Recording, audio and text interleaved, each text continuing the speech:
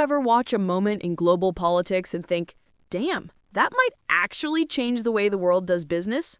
Well, buckle up, because that's exactly what just went down when U.S. Secretary Marco Rubio and Kenya's President William Ruto linked up at the State Department and dropped a health agreement so historic it practically shook the dust off the old global aid playbook.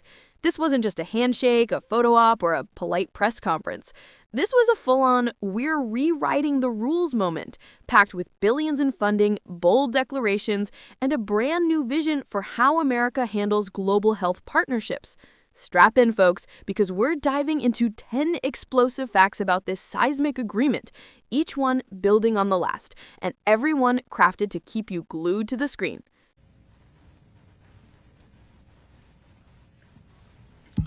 Good morning, and I'm really excited to be here today for this. This is our, let me first start by thanking you, Mr. President, for being with us today, and for your minister for being here as well. Kenya is one of our strongest partners in so many different fields, whether it's the fight that we've fought together against terrorism on the continent, but beyond that, in our own hemisphere, Kenya's played an extraordinary role, really heroic role in trying to help stabilize Haiti. It's a very difficult situation. They've carried a huge burden as a country for the better part of 2 years now. And had it not been for their engagement, and I just expressed this to President Ruto, as bad as Haiti is, it would be indescribable what it would look like today were it not for the efforts they've made. Our gratitude for the role they've played is extraordinary. Had it not been for the role they've played, what we are hoping to do next in Haiti would have been impossible, which is to transition to a gang suppression force. And we know there's a transition period, and we're going to be very involved in being helpful in bridging that. And we want them, and we hope to encourage them to continue to be engaged moving forward as we move into this new phase of trying to bring stability to Haiti. But we understand and believe they cannot do it by themselves. So I wanted to use this as an opportunity to continue to encourage countries in the region and around the world to step up and contribute and be a part of this effort. We need their money, we need their funds, and we need their personnel as well to make this work. If we had 5 or 10 countries willing to step forward and do just half of what Kenya has done already, it would be an extraordinary achievement. The first major fact hits like a thunderclap.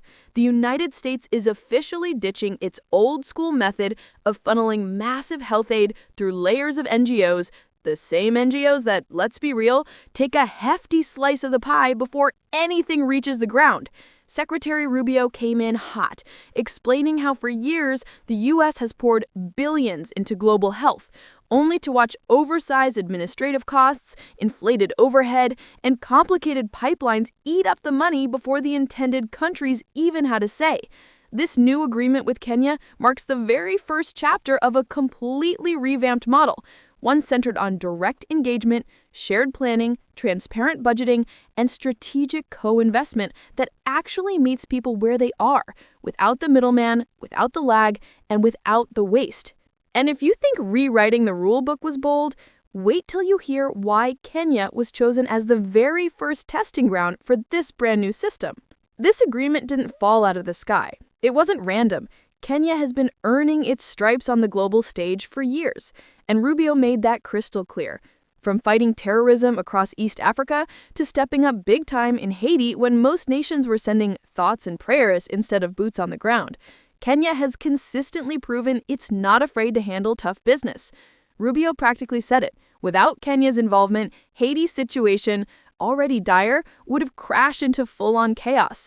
Kenya took responsibility, held the line for almost 2 years, and carried a burden most nations weren't willing to touch.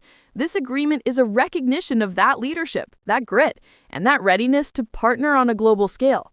But leadership alone doesn't land you a world-first partnership. The next fact reveals the real heart of this historic shift. Fact number 3 has real first-ballot Hall of Fame energy. Kenya is officially the first country ever to sign the U.S. America First Global Health Strategy Framework, the inaugural model, the prototype, the one the rest of the world will watch like a Netflix premiere. This isn't just paperwork. It's a shift in U.S. strategy that will eventually stretch to dozens of countries, but starts right here. Rubio said they aim to sign 30, maybe even 50 similar agreements, but Kenya is number 1. Being first means Kenya gets the initial spotlight, the early investment flow, and the opportunity to prove a system that may redefine international health cooperation for decades. That's the kind of diplomatic influence you don't buy, you earn. And speaking of influence, the next fact digs into the biggest shakeup of all, the total overhaul of how U.S. aid actually reaches people. For decades, large NGOs were the unofficial gatekeepers of global health assistance. Money would leave Washington, pass through massive nonprofit structures, and often trickle into partner nations in small, inconsistent bursts. Rubio made it loud and clear. That era? Finished. From now on, funds go directly into national systems, not third-party frameworks that operate parallel to or even against the health priorities of the host country. Kenya will now be fully in the driver's seat, crafting implementation plans, directing investment, building infrastructure, and shaping outcomes. It's health aid without the detour, without the consultant circus, and without the inefficiency that's plagued global programs for decades. But controlling the system means nothing without the capital to back it, and the next fact shows how massive this investment really is. Thank you very much, Secretary Rubio. Secretary of State of the United States, distinguished members of the United States delegation, ladies and gentlemen, for over a quarter of a century, the United States has worked alongside Kenya, investing over $7 billion in well-being, health, and progress of our citizens. This partnership has saved millions from malaria, from HIV/AIDS, tuberculosis, and other life-threatening outbreaks. Together, we have built resilience, restored hope, and supported impactful institutions. Today, we reaffirm this consequential, transformative, and historic partnership, which stands as a testament that becomes possible when two friendly nations unite around a common vision and a shared resolve to make healthcare systems not only stronger, but more resilient and truly sustainable. This agreement isn't symbolic. It's backed by some serious money. Over the next 5 years, the United States will invest a staggering $1.6 billion into Kenya's health sector. But Kenya isn't cashing checks and walking away.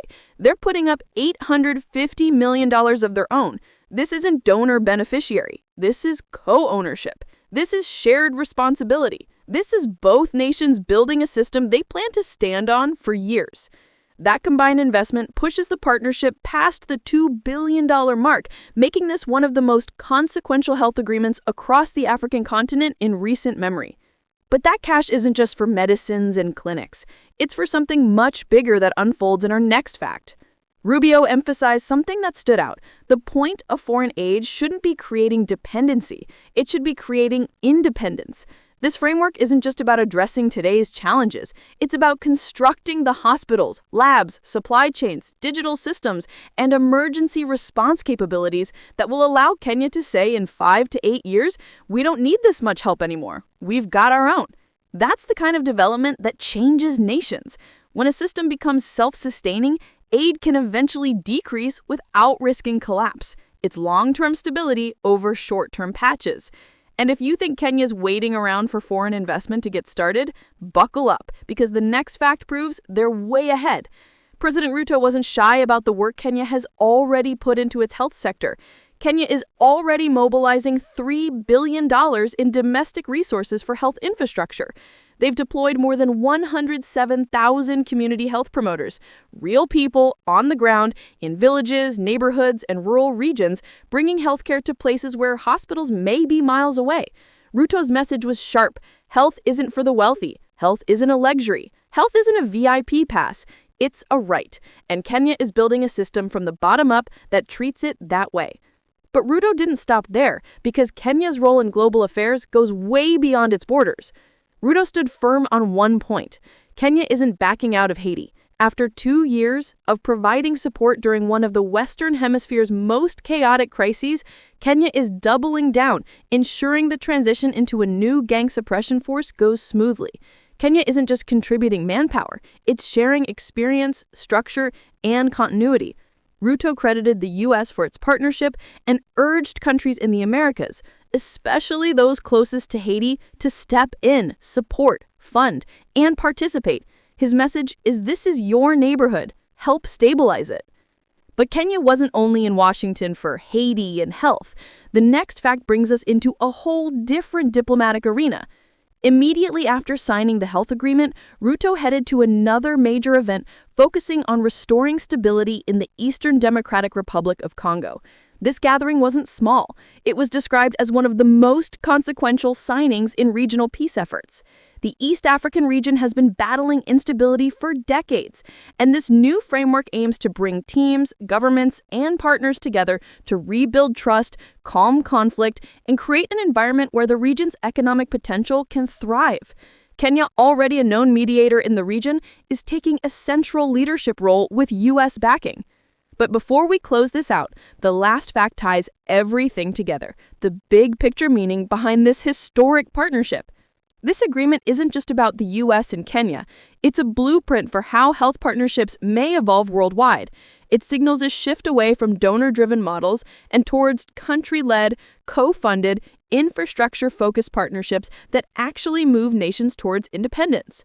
For the U.S., it's a more efficient, transparent, accountable system that ensures taxpayer dollars hit real patients instead of administrative black holes. For Kenya, it's a chance to build a durable national health system while elevating its global leadership profile. And for the world, it could be the beginning of a new era in international cooperation, one built on equality, clarity, and real results.